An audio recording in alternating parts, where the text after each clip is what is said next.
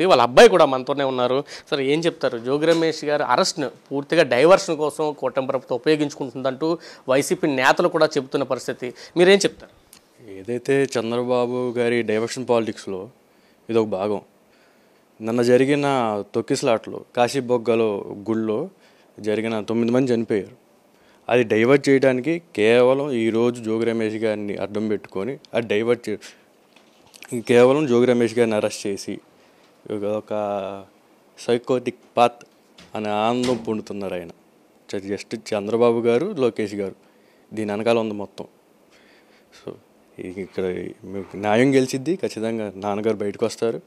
ఖచ్చితంగా ఆయన గవర్నమెంట్ని ప్రశ్నిస్తున్నారు, వాళ్ళ తప్పుని ఎత్తి చూపుతున్నారు అని ఎప్పుడైతే స్టార్ట్ చేశారో అప్పటి నుంచి జోగి రమేష్ గారిని ఎలా జైల్లో పంపించాలి, ఎలా రానివ్వకుండా చేయాలి, ఎలా 5 నెలల్లో 3 నెలల్లో జైల్లో ఉంచాలి అని చెప్పేసి వాళ్ళ ఆలోచన అదే ప్రధానంగా అలాగే అడుగులు వేశారు.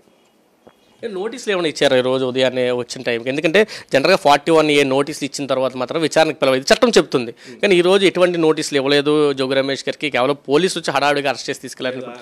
4:30కి వచ్చారని చెప్తున్నారు. వచ్చి తలుపులు బాధం.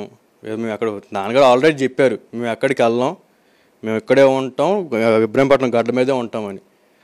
మేము అక్కడే మేము పారిపోయేలాగా తలుపులు బద్దలు కొడతాం, తలుపులు కొట్టేయటం ఎందుకు ఇవన్నీ, మేము ఇక్కడే ఉంటామని చెప్పాము, అరెస్ట్ చేసుకోమని చెప్పాం అంతే.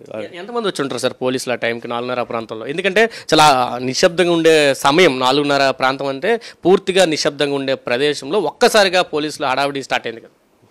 4 కార్లు వచ్చినాయని చెప్తున్నారు అందరూ. మరి ఇంకెంతమంది వచ్చారో మనకు తెలియదండి. అంటే ఎలా చూస్తారు ఈ అరెస్ట్ని పూర్తిగా? ఎందుకంటే జోగి రమేష్ గారు టార్గెట్గా జరుగుతుంది. ఎందుకంటే ఫస్ట్ నుంచి జోగి రమేష్ని ఎప్పుడు అరెస్ట్ చేస్తారని మాట్లాడుతున్న పరిస్థితి కూడా కనిపిస్తుంది కదా. చెప్పాను కదా ముందుగానే, చంద్రబాబు గారి డైవర్షన్ పాలిటిక్స్లో భాగంగానే జోగి రమేష్ గారిని ఈరోజు అరెస్ట్ చేశారు. నిన్న జరిగిన ఈ ఘటన అయితే ఏదైతుందో 9 మంది చనిపోయారు, అది కప్పిపుచ్చుకోవడానికి జోగి రమేష్ గారిని ఈరోజు అరెస్ట్ చేశారు. సార్ ఇక్కడ స్థానిక ఎమ్మెల్యే జనార్దన్ రావుతో స్థానిక ఎమ్మెల్యే పరిచయం ఉందని ఎమ్మెల్యే ఒప్పుకున్నారు. ఆయన మీడియా ముఖంగా కూడా చెప్పారు, నా దగ్గర చాలాసార్లు వచ్చాడు. అదే ఈ జోగి రమేష్ గారు కూడా చెప్పారు, ఇంటి ఎదురుగుంటే ముఖ పరిచయాలు ఉంటాయి అటువంటిప్పుడు. కానీ ఎమ్మెల్యే పేరు ఎక్కడ కూడా ఈ లిక్కర్ కేసులో లేదు, నకిలీ లిక్కర్ కేసులో. కేవలం జోగి రమేష్ని టార్గెట్ చేశారు. దీన్ని ఎలా చూస్తారు?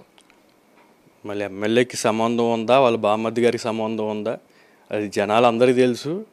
ఇబ్రహీంపట్నం జనాలకు తెలుసు, మైలవరం జనాలకు తెలుసు, రాష్ట్ర ప్రజలందరికీ నిజాలన్నీ బయటకు వస్తాయి ఖచ్చితంగా. ఆయన ఖచ్చితంగా నాకు తెలిసి ఇది ఏదో పెట్టాలి కాబట్టి రేపు ఇంకా ఏదో చెయ్యాలి జోగి రమేష్ గారిని అన్న ఆలోచనలో పెట్టారు. దాని మించి ఇందులో ఏది లేదు. ఖచ్చితంగా నిజాలన్నీ బయటపడతాయి.